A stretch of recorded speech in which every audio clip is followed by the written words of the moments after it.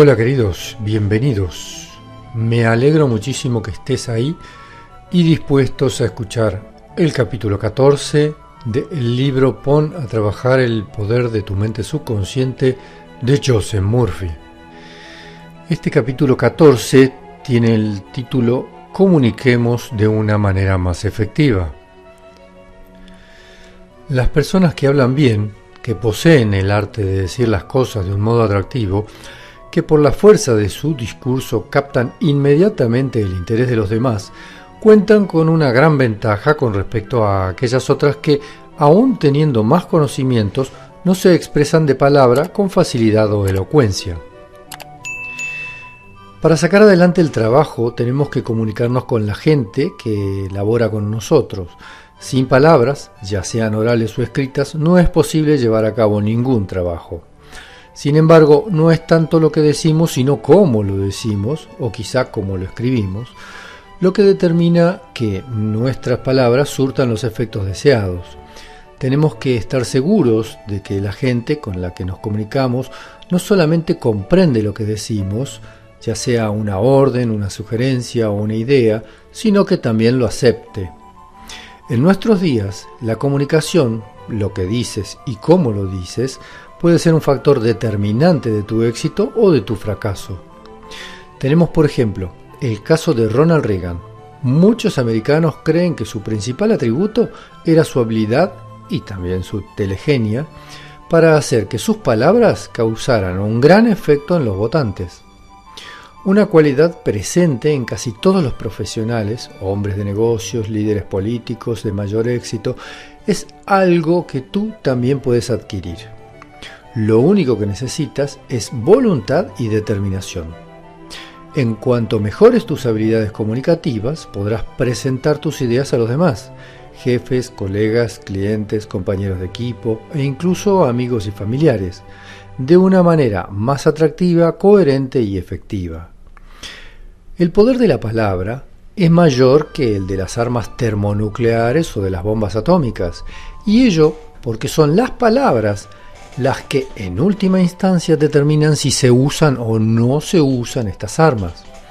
El poder de la palabra puede utilizarse para que la energía atómica propulse un barco a través de los mares o destruya una ciudad o una nación.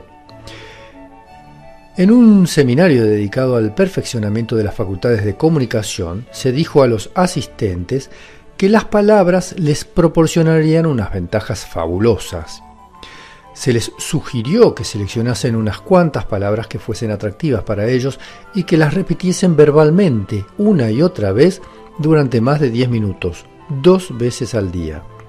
O si lo preferían, que anotasen por escrito lo que deseaban llevar a cabo y que, de vez en cuando, representaran mentalmente sus notas. De este modo traspasarían gradualmente sus ideas a la mente subconsciente. Uno de los asistentes, un agente de seguros, afirmaba con rotundidad: de ahora en adelante solo les ofreceré mis seguros a aquellos hombres y mujeres que estén realmente interesados y que tengan dinero suficiente para invertir en la educación de sus hijos y en su propio bienestar. El persistente uso, por su parte, de esta afirmación le ha permitido encontrar más gente interesada en la compra de seguros que nunca. Las indicaciones de contacto parecía que le llegaban de forma misteriosa. Esto hizo que este agente de seguros diese unos grandes saltos hacia arriba en la escala de la vida y en todas sus distintas fases. La buena comunicación requiere preparación.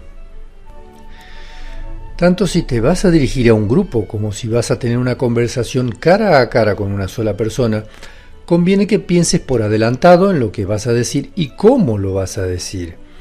A veces no dispondrás de tiempo para prepararte y tendrás que pensar sobre la marcha, pero lo normal es que si tienes que debatir algo, puedas prepararlo antes, aunque te lo hayan notificado con mucha antelación. Ten una aceptable idea de lo que vas a hablar o debatir. Las comunicaciones que tengas en el trabajo versarán, por regla general, sobre asuntos con los que estás perfectamente familiarizado, proyectos que tienes entre manos, asuntos que caen de lleno en tu ámbito profesional o problemas relacionados con la empresa. No obstante esto, siempre es conveniente repasar todos los detalles para asegurarnos de que no se nos ha escapado algo importante y de que estamos preparados para responder a cualquier pregunta. Habrá veces en que te pedirán que informes sobre materias en las que no estés familiarizado. Por ejemplo, tu empresa quiere adquirir un nuevo software y te pide que informes sobre su vialidad. En casos como este, debes abordar el asunto de esta manera. Primero, infórmate y aprende todo lo que puedas sobre el asunto que te han encargado. Segundo, para asegurarte de que la presentación saldrá bien, procura saber más de lo que deberías saber. 3. Prepara notas sobre los pros y los contras de la compra que hay en perspectiva. Si es necesario, propón soluciones y aporta cualquier otro dato que sea apropiado. 4. En cualquier caso, tanto si el informe es para una sola persona, tu jefe por ejemplo, como si es para un grupo de directivos o técnicos, ve preparado para contestar a cualquier tipo de preguntas que pudieran hacerte. Ten conocimiento de las personas a las cuales te vas a dirigir. La consecución de una buena comunicación depende en gran medida del conocimiento que se tenga de la audiencia. Incluso el más elocuente de los oradores será incapaz de comunicar con efectividad si las personas que le escuchan no comprenden lo que dice. Escoge palabras que sean fácilmente comprensibles para tus oyentes. Si la gente a la que te diriges procede del campo técnico, puedes utilizar una terminología técnica para que así lo entiendan mejor. Sin embargo, lo lógico es que si tienes que hablar de un tema técnico a un público que no esté familiarizado con esta rama del saber, desecha el lenguaje técnico. Si tus oyentes no entienden tu vocabulario, no les llegará tu mensaje y se perderá. Al ingeniero Dennis se le pidió que explicara una teoría que él había desarrollado a un grupo de financieros. El propósito era obtener de ellos el capital necesario para llevar a buen término el proyecto de su compañía. Dada la naturaleza del grupo, buscó el consejo y la orientación de su jefe con estas palabras: si fuesen ingenieros, no tendría dificultad alguna para comunicarme con ellos, puesto que hablamos el mismo lenguaje. Pero con estos banqueros la cosa cambia. Ellos vienen de otro mundo, así que estoy temeroso de que no me entiendan en absoluto. Su jefe le dijo que la responsabilidad de que su exposición se extendiera era suya, no de los banqueros, que debía expresar la parte técnica mediante términos corrientes que fuesen comprensibles para profanos en la materia. Añadió que si era de todo punto necesario utilizar un lenguaje técnico, la primera vez que utilizara un término de esta naturaleza debería explicarlo con toda claridad e incluso repetir de vez en cuando la explicación si él lo creyese aconsejable. Dennis siguió el consejo que le habían dado y al final de la exposición su jefe y sus colegas lo felicitaron efusivamente y por supuesto consiguió que los banqueros financiaran el proyecto. Por otro lado, hay que tener cuidado de no hablarle a la audiencia con demasiada llaneza. Bernardo, un abogado dedicado a las relaciones humanas, fue contratado por una importante compañía para que instruyera a los servidores de su factoría en el contenido de la última normativa en materia de igualdad de oportunidades. Bernardo supuso que los supervisores no sabían absolutamente nada acerca de la misma y se pasó una mañana entera hablándoles de sus fundamentos. Notó que los asistentes ponían cara de aburridos y que se movían incómodos en sus asientos. Más tarde, en el descanso que hicieron para almorzar, se enteró de que estos mismos supervisores habían asistido recientemente a un seminario sobre esta normativa y que lo que esperaban de él era que les explicara los aspectos más complejos de su interpretación y explicación. Sin duda alguna, el directivo que le contrató debió explicarle esta circunstancia. Sin embargo, de todos, es sabido que para que su labor sea efectiva, el buen comunicador tiene que saber lo más posible sobre la formación de sus oyentes y de su nivel de conocimientos sobre la materia a impartir. No descuides la expresión corporal. Al comunicar tus pensamientos, lo que digas tiene que ser corroborado simultáneamente por tu cuerpo. La gente se comunica no solo a través de las palabras, sino también a través de sus expresiones faciales y de los movimientos del cuerpo. Si hubiese un diccionario del lenguaje del cuerpo, podríamos interpretar fácilmente cada expresión corporal, pero no lo hay ni lo habrá, ya que el lenguaje del cuerpo no admite un registro ordenado como el lenguaje de los sonidos. Nuestros antecedentes culturales y étnicos y la forma no verbal que tienen nuestros padres de expresarse, así como otras experiencias de tipo personal, influyen en nuestro modo de utilizar nuestros cuerpos. Cada persona posee su propia expresión corporal. Algunos gestos en sí, con la cabeza o una sonrisa, pueden parecer universales, si bien en líneas generales nadie utiliza la expresión corporal de la misma forma. Cuando estás tratando con una persona en particular, nunca estás seguro de que los gestos que está haciendo son los que tú te crees. Por ejemplo, si mientras tú hablas tu interlocutor asiente con la cabeza, lo lógico es que creas que está de acuerdo con lo que dices. Sin embargo, esta creencia puede ser errónea, toda vez que hay gente que asiente con la cabeza para darte a entender que está escuchando. Si alguien se cruza de brazos mientras tú le estás diciendo algo, quizá pienses que ese gesto es una muestra inconsciente de desacuerdo, aunque la pura realidad sea que lo hace porque siente frío. Siempre se corre el peligro de interpretar mal las señales no verbales. Tómate el tiempo que haga falta y apréndete la expresión corporal propia de cada persona. Estudia el lenguaje gestual de la gente con la cual trabajas.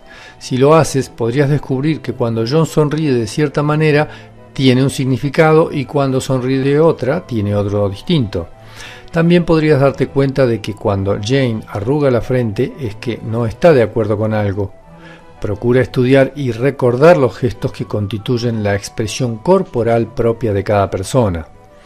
A propósito, ¿tienes idea de cómo te expresas corporalmente?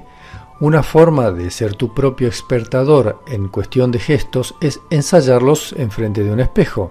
Así podrás darte cuenta de que algunos de tus gestos, expresiones o movimientos deslucen tu discurso o que en ciertos casos incluso lo contradicen. Un modo más directo y efectivo es encargar a alguien que realice una grabación en video de una disertación real tuya. Si la estudias detalladamente, podrás identificar y corregir expresiones, así como darles un mayor énfasis a determinados gestos para que subrayen con más fuerza tus argumentos. ¿Escuchas en realidad? Suponte que uno de tus colegas te expone un problema y te pide que le ayudes a solucionarlo. Al principio le escuchas con atención, pero luego, sin darte cuenta siquiera, tu mente empieza a divagar y a pensar en otras cosas. En vez de escuchar las palabras que te dice, estás pensando en el montón de trabajo que tienes sobre tu mesa, en el encuentro que has concertado con el vicepresidente de la empresa o en la pelea que tuvo tu hijo en la escuela. Oyes las palabras de tu colega, pero no estás realmente escuchando. ¿Te sucede esto también a ti?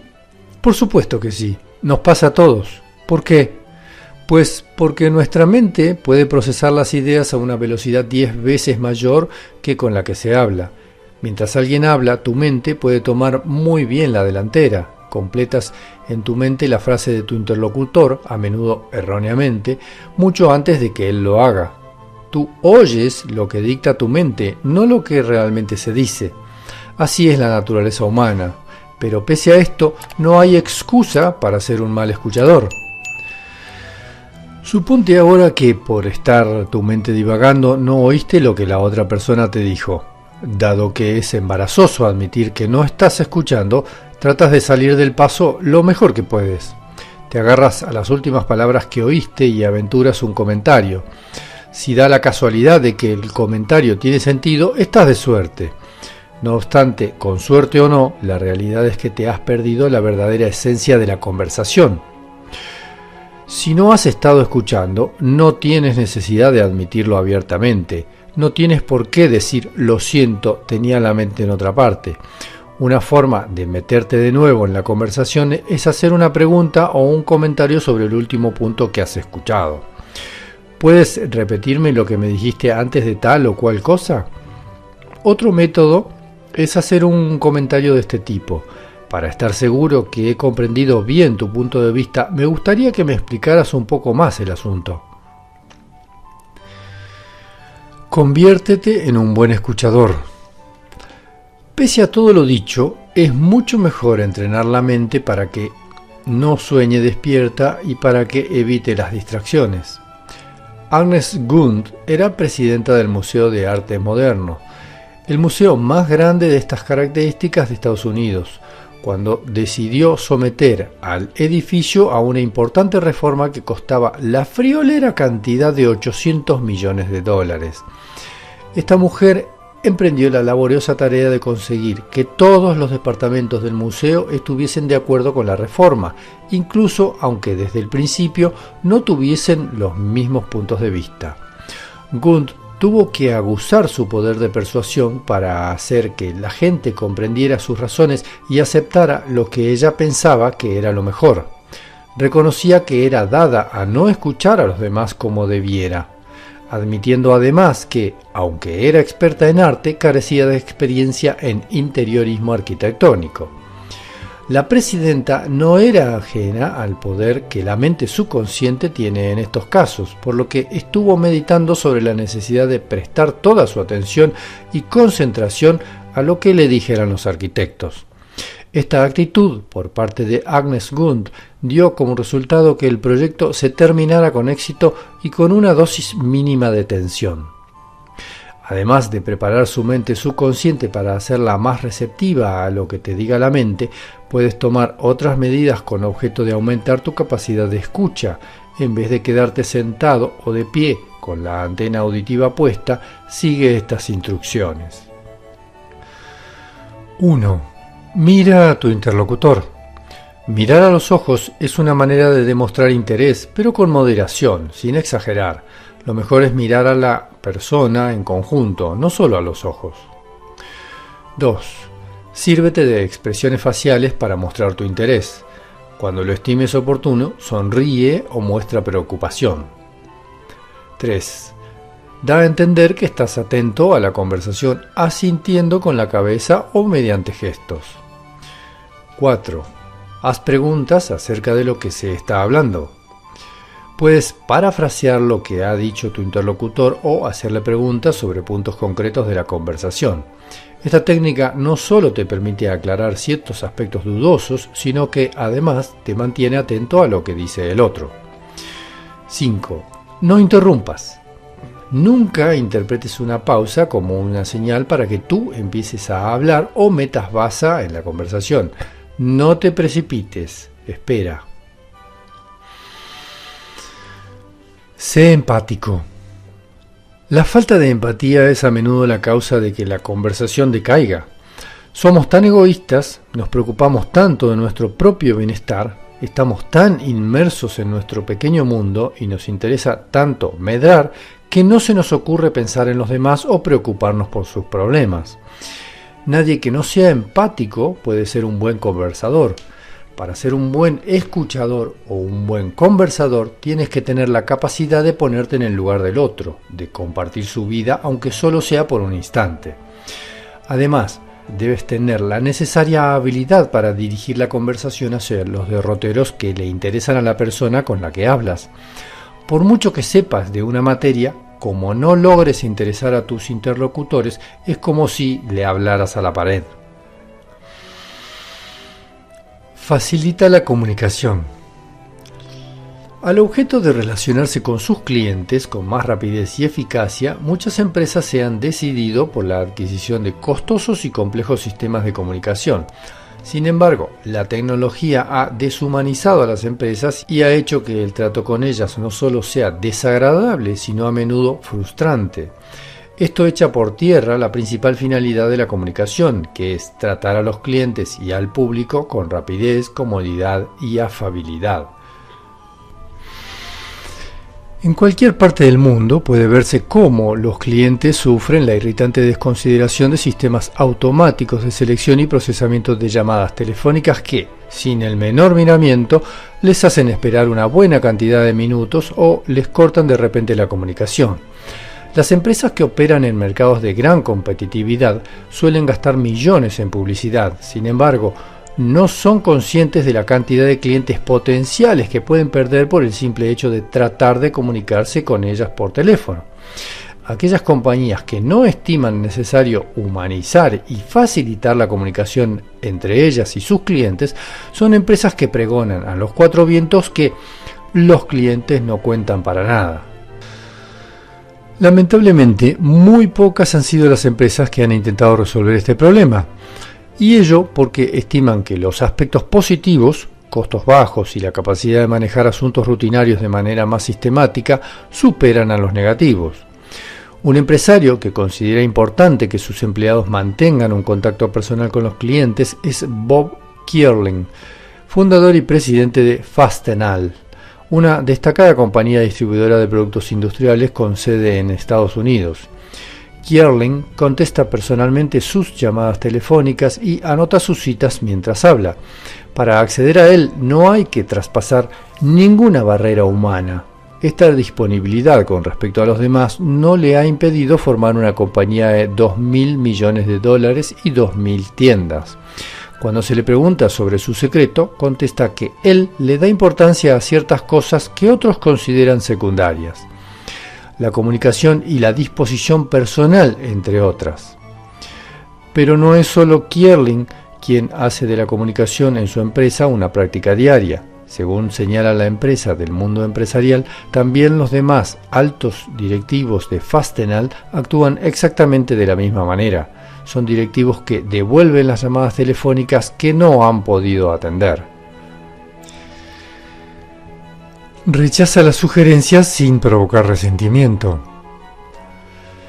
Otra barrera que impide que la comunicación sea fluida y libre es el temor que muchas personas tienen de hacer sugerencias con las que luego su jefe o jefa no esté de acuerdo. Creen que esto lesiona en cierto modo el concepto que su jefe pueda tener de ellas. Con el fin de no exponerse a un rechazo, estas personas prefieren guardar para sí mismos sus ideas. Ahora bien, existe también la otra cara de la moneda. Hay supervisores que son reacios a desechar las sugerencias de sus subordinados, por muy descabelladas que éstas sean, por temor a que el rechazo de una idea pueda disuadirlos de hacer futuras propuestas. Está claro que no puedes pensar de esta manera. Debes estimular en todo momento a los que trabajan o tienen alguna relación contigo a que expresen sus ideas y hagan sugerencias.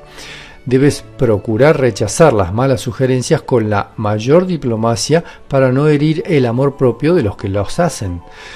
Aquí tienes algunas ideas para que el inevitable rechazo de algunas sugerencias no cause demasiado resquemor. 1. Procura hacerlo en privado. Nunca rechaces la propuesta de una persona en presencia de otras.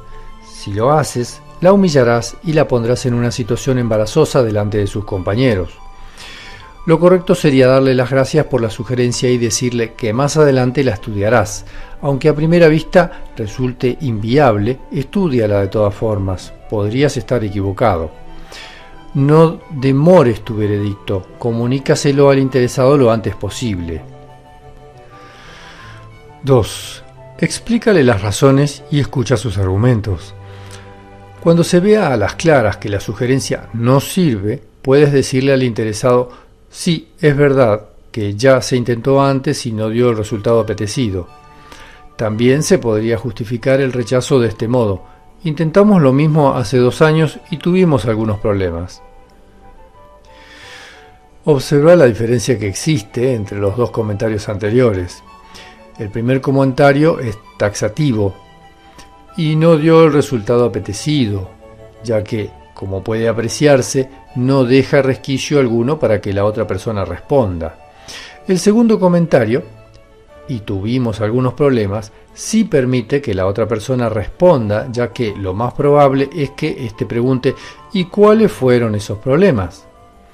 Una vez que esta persona se entere de la naturaleza de estos problemas, es muy probable que diga: la verdad es que no pensé en eso, me parece que tendré que pulir más mi idea. De este modo, en vez de reprimir futuras ideas, lo que has hecho es alentar a la persona a seguir pensando sobre el asunto.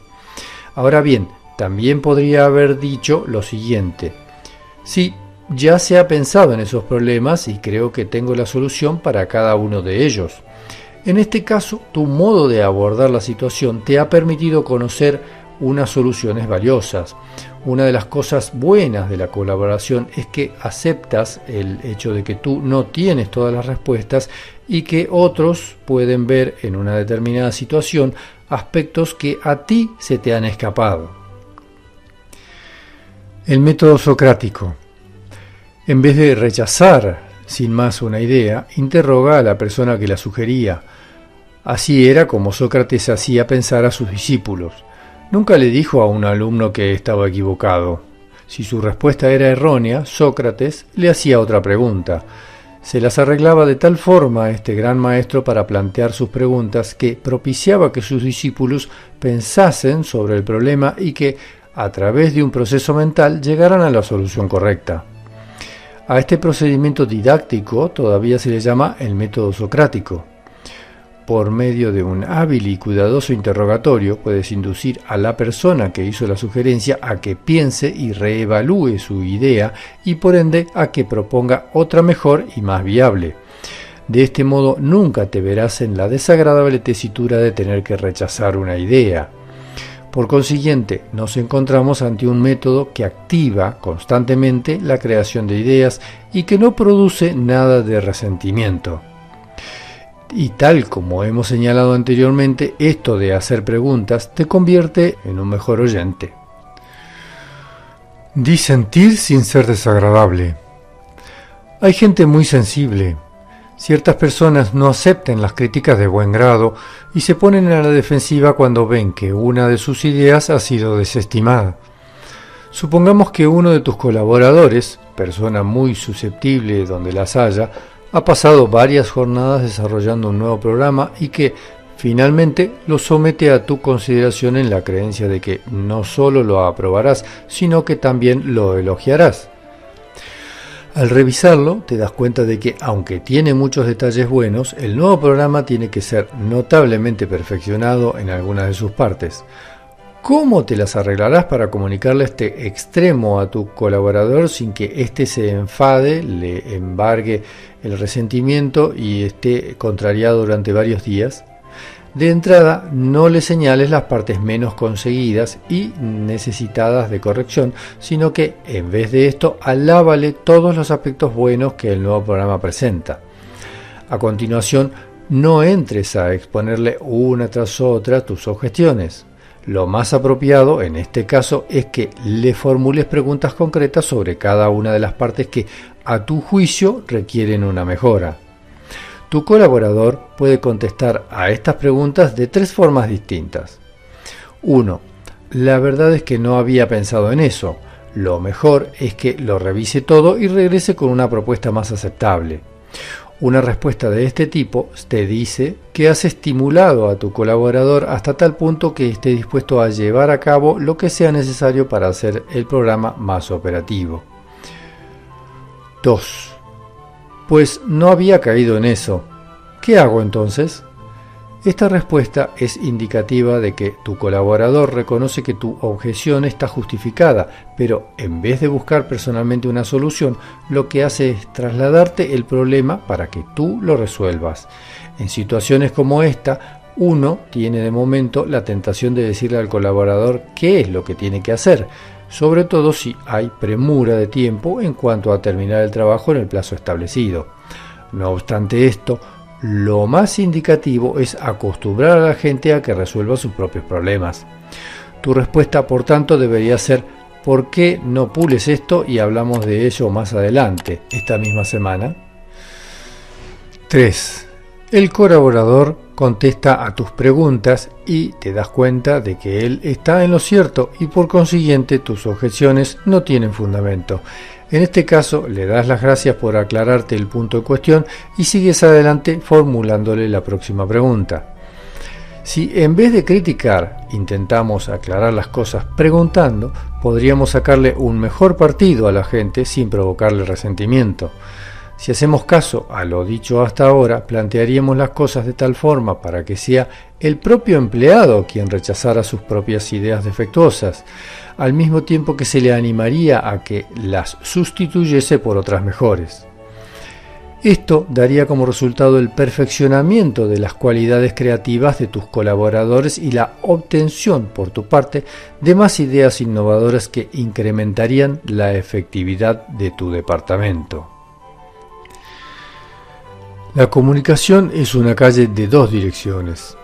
Está claro que, aunque enviamos mensajes a los demás, también los demás nos envían mensajes a nosotros. En cierto modo, esto nos obliga a alentar al prójimo a que comparta sus ideas y, lo que es más importante, a que aprendamos a escuchar lo que se nos dice. Para que haya efectividad, debe haber un continuo flujo de información en los dos sentidos entre ambas partes. El emisor del mensaje debe siempre asegurarse de que lo que emite es comprendido y aceptado por el receptor. Para conseguir esto, el emisor debe formular preguntas, observar lo que sea observable y, si hay malentendidos, aclararlos con el receptor, procurando que éste entienda las aclaraciones. En otras palabras, debe buscar la aceptación de la comunicación por parte del receptor, de forma que haya una voluntad sincera de llevar a buen fin lo que se pretende. Si cumples con los fundamentos de la buena comunicación, no solo circularán los mensajes con una mayor fluidez, sino que también los trabajos se terminarán con una mayor puntualidad. Resumen y puntos esenciales. Los buenos comunicadores centran a sus respectivas mentes subconscientes con el fin de dotarlas del poder y de la capacidad necesarios para proyectar hacia afuera sus ideas, sus deseos y sus preocupaciones. Esto les ha permitido coronar con éxito todos sus planes. La consecución de una buena comunicación depende en gran medida del conocimiento que se tenga de la audiencia. Elige las palabras que sean fácilmente comprensibles para tus oyentes. Si tus oyentes no entienden tu vocabulario, no les llegará tu mensaje y se perderá. Cada persona posee su propia expresión corporal. Cuando estés tratando con una persona en particular, nunca estás seguro de que los gestos que está haciendo son los que tú te crees. Tómate el tiempo que haga falta y apréndete la expresión corporal propia de cada persona.